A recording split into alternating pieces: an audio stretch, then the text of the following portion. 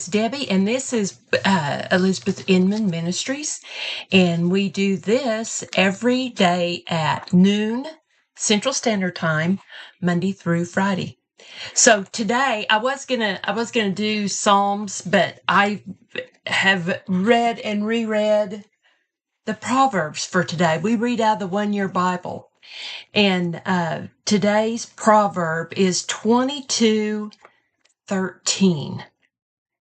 And it says, the sluggard says, there is a lion outside. I shall be killed in the streets.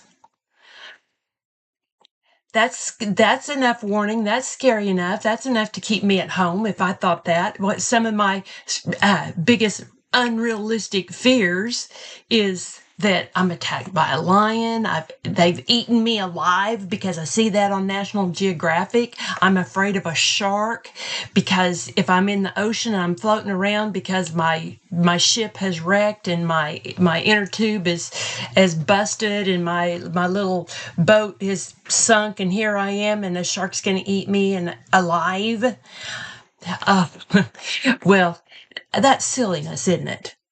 That is absolute silliness. This proverb is talking about the sluggard. Well, what is a sluggard?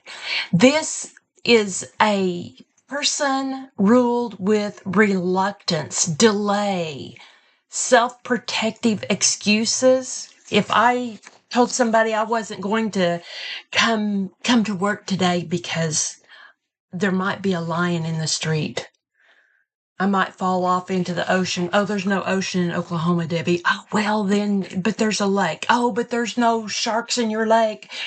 We could come up with excuses all day long. For David, as he wrote this, there was lions in Israel. David fought lions and bears for his dad's sheep, the whole flock.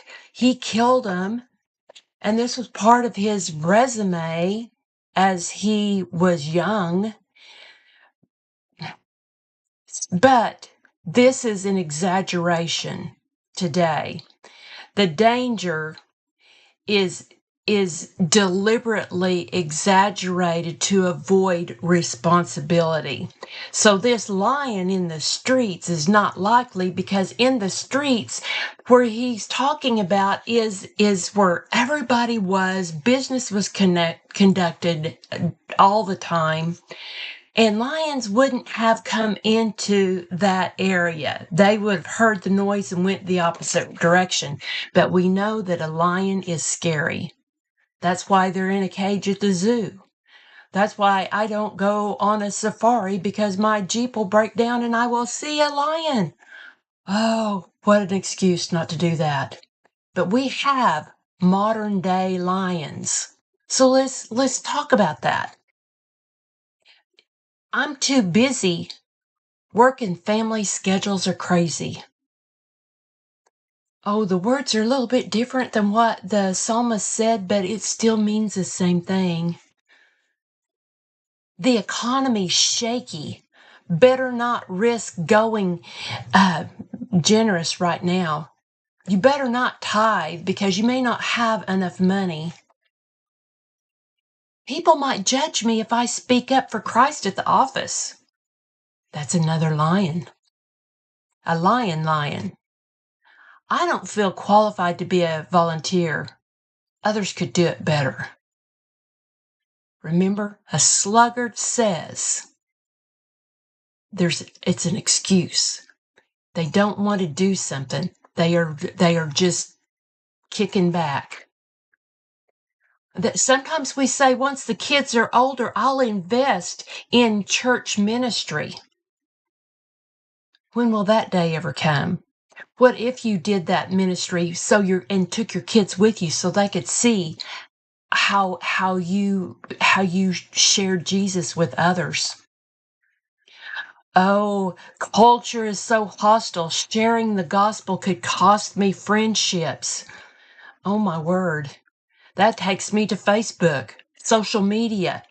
Well, I mean, you can read somebody's little comment on there, negative or positive, religious or non-religious, and you can just see everybody just blast them or support them, whichever it is.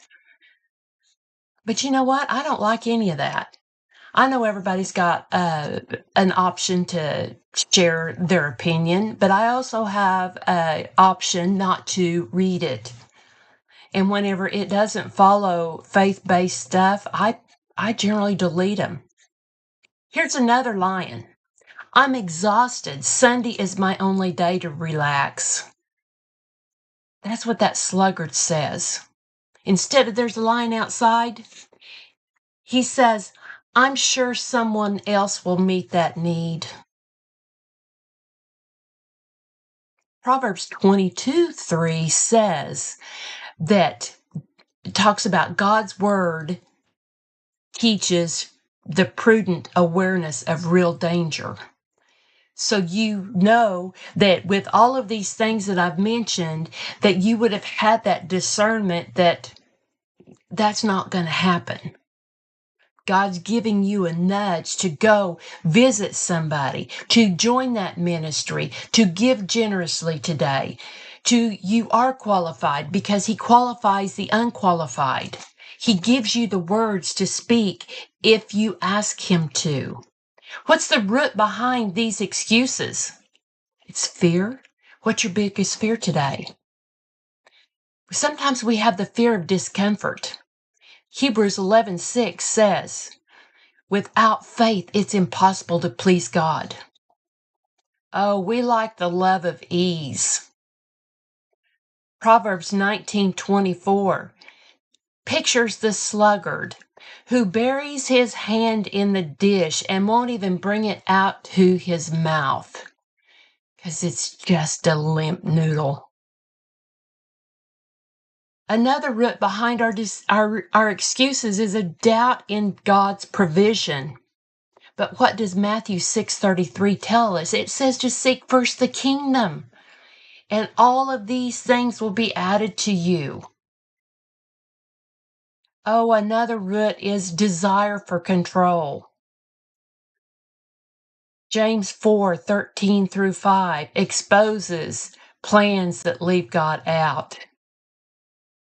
You ought to say, if the Lord wills, then we'll do this. And another root is misplaced priorities. Matthew 6:21 warns us, where your treasure is, there your heart will be also. So the consequences behind these supposed lions is missed opportunities to bless others. It's stunted spiritual growth. It's a weak witness before a watching world. See, everybody is watching you. In fact, the angels are watching you. Their angels are hearing your words. Whenever your words are directed to God, it's speaking God's word, the angels are dispatched. And then the last of the consequences is a slow drift towards hardness of heart.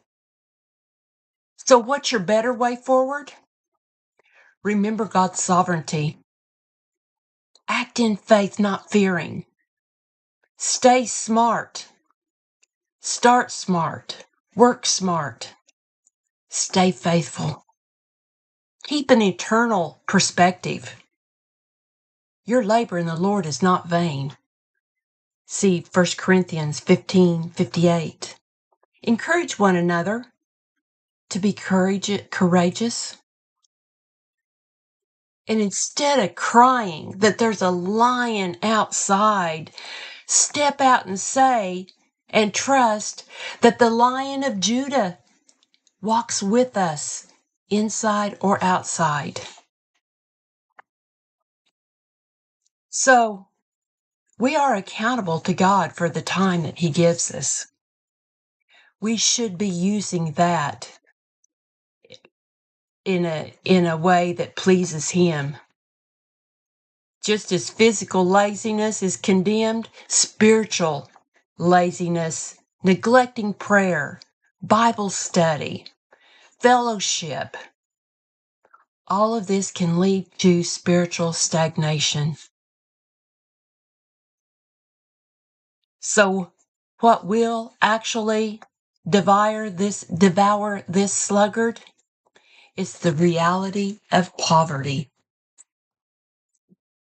Thank you so much for joining me today. Come back tomorrow and join us again and get your 1-year Bible